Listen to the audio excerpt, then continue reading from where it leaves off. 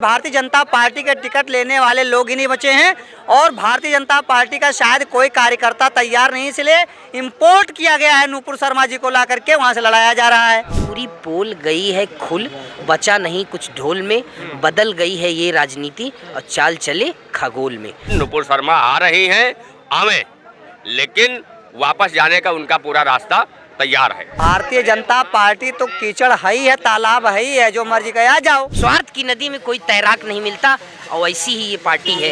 इस पार्टी को तो दुनिया जानती है कि अपने लोगों के लिए कुछ नहीं किया तो देश के लिए क्या करेंगे। ये ऐसे ऐसे लोगों को लाएंगे जिनको राजनीतिक ABCD पता ही नहीं है।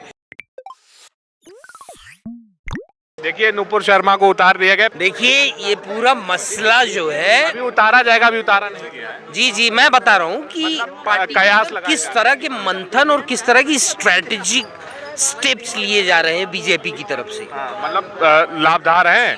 देखिए लाभदायक तो तभी हो सकता है कोई हेलीकॉप्टर कैंडिडेट अगर लैंड करता है तो डिपेंड करता है कि वो जगह मतलब बाहर से आया, बाहर से ही माना जाएगा।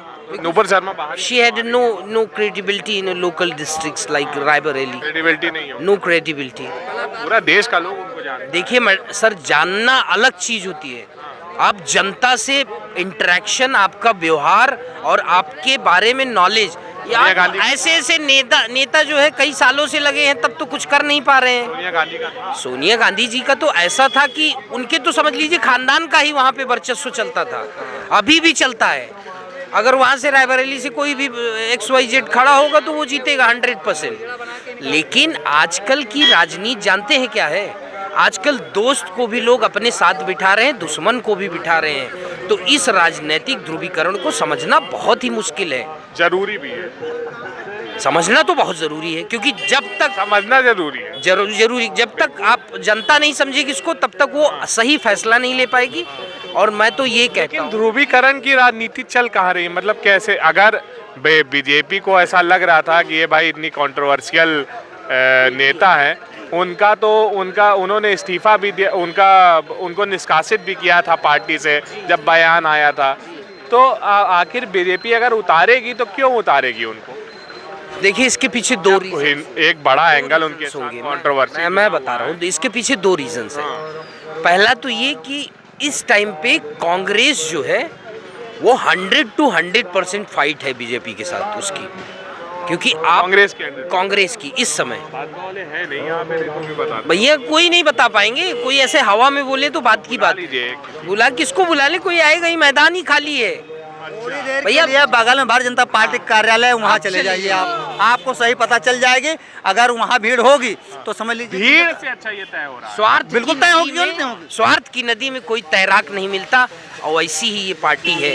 इस पार्टी को तो दुनिया जानती है कि अपने लोगों के लिए कुछ नहीं किया तो देश के लिए क्या करेंगे। अपने लोग बहुत से लोग भाई, बहुत से पार्टी के कार्यकर्ता ही वो मैं देखता रहता हूँ। अच्छा, कार्यकर्ताओं और क्या बताओ, उनकी ये हालत है कि बेचारे कहे ना खाऊंगा ना खाने दूंगा।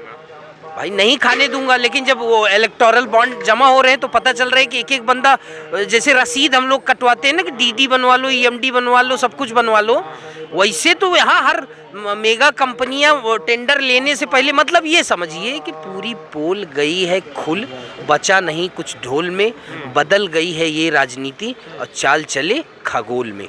इस धरती पे जो ये प्रक्रिया हो रही है, क्या कहते हैं, भारत में चुनाविक और संवैधानिक व्यवस्था, तो इस चीज को आप ये समझिए कि ये एक ऐसी हरकत है ना, हरकत भी कहेंगे इसको, एक ग्रेविटेशनल या फिर क्या कहते हैं बड़े साइकोलॉजिकल चेंज की तरफ बढ़ेगा। और मैं एक चीज़ बता दूं, जिस हिसाब से 2014 में बीजेपी ने ओपोनेंट को गलत साबित करके सरकार बनाया है, चाहे गलत रहा हो ओपोनेंट चाहे ना रहा हो, आज वही हाल बीजेपी का हो गया कि अपोनेंट उनको सच्चाई के धुरी पे लाके खड़ा कर दिया है। अब उनके पास रास्ता नहीं है कि वो जाएं तो जाएं कहाँ, आए तो आए कहाँ, करे तो करे क्या। ऐसे में कोई ऑप्शंस नहीं बचता, क्योंकि जनता, आपको लग रहा है 2024 में उनका सफाया तो नहीं कह सकते। सफाया इसलिए नहीं कह सकते, तो कह रहे हैं कांग्रेस बहुत सी का, चीजों विपक्ष का। भाई हम बता रहे हैं, सरकार ऐसी होती है इनकी कि एक बार आ जाए तो जाने का नाम नहीं। लेकिन लोकतंत्र और संविधान ऐसा रचा गया है कि जो आएगा तो आने दो, लेकिन ना जाने की मनमानी करे तो फिर जाने दो। ईडी सीबीआई बिल्कुल नहीं ED CBI it's different thing. अभी देखिए चुनाव आचार संहिता लग गई है, अभी हर नागरिक स्वतंत्र रूप से बोल सकता है, वो चाहे कितना बुरा आदमी हो चाहे कितना अच्छा आदमी हो। भाई आप देखिए एक नेता जिसका जनाधार है अपनी तरफ मिला लिए, लेकिन बढ़ते जनाधार जनता के साथ के भी सेंटिमेंट्स है ना, तो जनता ने तो उनको पहले ही रिजेक्ट कर दिया। He can not become a CM again and again. Congress ने बना दिया, जो एहसान कर दिया। अब अशोक चौहान कभी भी महाराष्ट्र के सीएम जिंदगी में नहीं बन सकते। नुपुर शर्मा को बताया जा रहा है रायबरेली से टिकट दे दिया जाएगा भाजपा से। देखिए नुपुर शर्मा जो है, आपने देखा होगा जो मोहम्मद पैगंबर साहब के बारे में जब टिप्पणी की थी तो पूरे देश में दंगा हो गया था, माहौल स्थिति खराब हो गई थी। आज उनको प्रत्याशी के रूप में उतारा जा रहा है, कहीं ना कहीं फिर से ये माहौल खराब होगा और उनका वो मुसलमान का वोट मिलना नहीं, कहीं ना कहीं भारतीय जनता पार्टी जानबूझ के चुनाव लड़ा रही जिससे देश का माहौल खराब हो और उनको मुसलमान का वोट वहाँ पे बताया जा रहा 6% है, लेकिन फिर भी ये ना कहीं सियासत हो रही है, कहीं ना कहीं जानबूझ के उनको लड़ाया जा रहा है। भारतीय जनता पार्टी जिसको चुनाव लड़ा रही है सब कट्टर सोच रखने वाले लोगों को लड़ा रही है। क्या कहेंगे नुपुर शर्मा को बताया जा रहा है गांधी परिवार का गढ़ है। नूपुर शर्मा को रायबरेली से एडवोकेट थी, हाँ जो एडवोकेट, उसका ज़्यादा फर्क नहीं पड़ेगा नूपुर शर्मा को। और हमको लगता है कि जनता अब की बार जात धर्म के नाम पर वोट नहीं करने वाली है। देश में नहीं बल्कि विदेशों तक नाम किया था उन्होंने। तब तो अरविंद केजरीवाल के खिलाफ लड़ा देना चाहिए था उनको। अरविंद केजरीवाल जी, नूपुर शर्मा को फिर गलत जगह लड़ा दे रहे हैं वो लोग। फिर राहुल गांधी के सीट से वायनाड से लड़ा देना चाहिए था।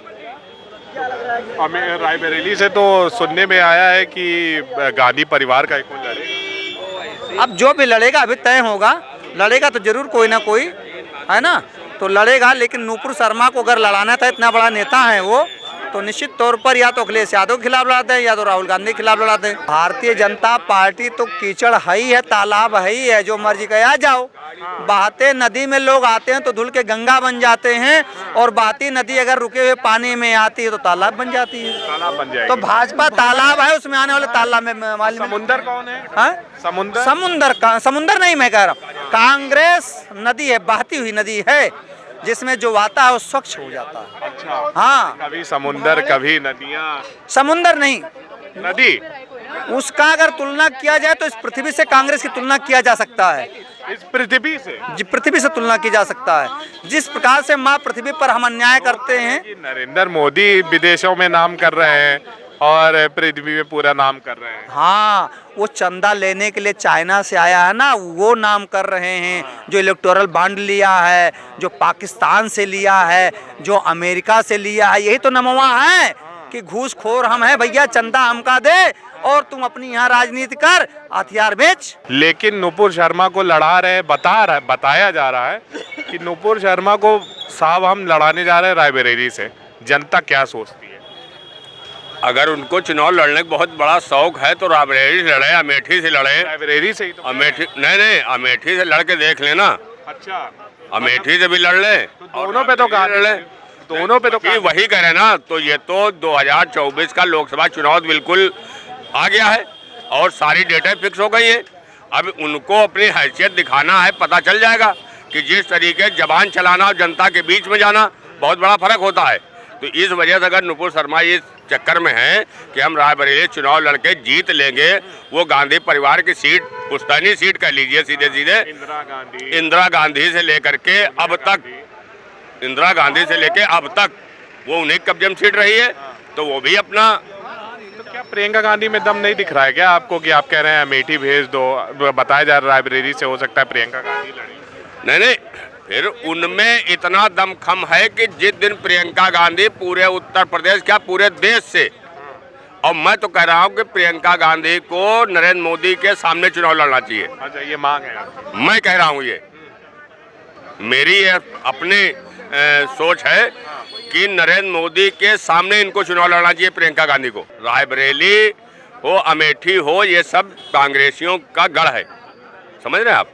इस वजह से नुपुर शर्मा आ रही हैं, आवे, लेकिन वापस जाने का उनका पूरा रास्ता तैयार है। अच्छा, क्या कहेंगे प्रियंका गांधी अगर लड़ेंगी, कांग्रेस से अगर नाम प्रियंका गांधी का चल रहा है तो भाजपा से नुपुर शर्मा का चलने लगा है, क्या कहेंगे इसको लेके? ए भैया, नुपुर शर्मा का प्रियंका गांधी जीत जाएंगी। प्रियंका गांधी जी हाँ, और लड़ेगी।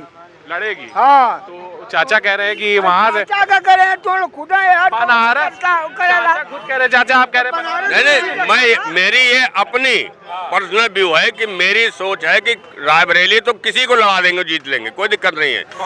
कांग्रेस किसी को भी अपने पार्टी के किसी भी पदाधिकारी को लगा देंगे, वो जीत लेगा।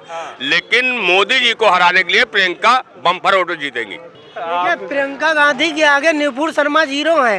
वो चुनाव जिताने के लिए थोड़ी ना भाजपा ने उनको भेजा। भाजपा वाले लेकिन मानेंगे नहीं जो आप कह रहे हैं। देखिए, भाजपा वाले माने ना माने, लेकिन उनकी फिजा तो खराब हो चुकी है। एक बात तो तय हो गई कि भारतीय जनता पार्टी के टिकट लेने वाले लोग ही नहीं बचे हैं और भारतीय जनता पार्टी का शायद कोई कार्यकर्ता तैयार नहीं, इसलिए इंपोर्ट किया गया है नुपुर शर्मा जी को ला करके वहां से लड़ाया जा रहा है। इतना रिस्क ले रही है नहीं, भारतीय उनका इतना विरोध। देखिए, आप जहां तक रिस्क की बात कर रहे हैं, भारतीय जनता पार्टी को गाजीपुर में अफजल अंसारी के खिलाफ चुनाव लड़ने के लिए भारतीय जनता पार्टी के पास कोई कैंडिडेट नहीं है, ये भी तो आप बताइए ना। गाजीपुर की मैं बात कर रहा हूँ, गाजीपुर में अफजल अंसारी के खिलाफ चुनाव लड़ने के लिए भारतीय जनता पार्टी के पास कोई कैंडिडेट नहीं है। तो ये हवाई है, ये ऐसे ऐसे लोगों को लाएंगे जिनको राजनीतिक ABCD पता ही नहीं है। आप ये देखिए कि जिस इंसान को राजनीतिक ABCD नहीं पता है, वो आके लोकसभा में रायबरेली चुनाव, उनको बलि का बकरा बनाया जाएगा। भारतीय जनता पार्टी नुपुर शर्मा को बलि का बकरा बना रही है।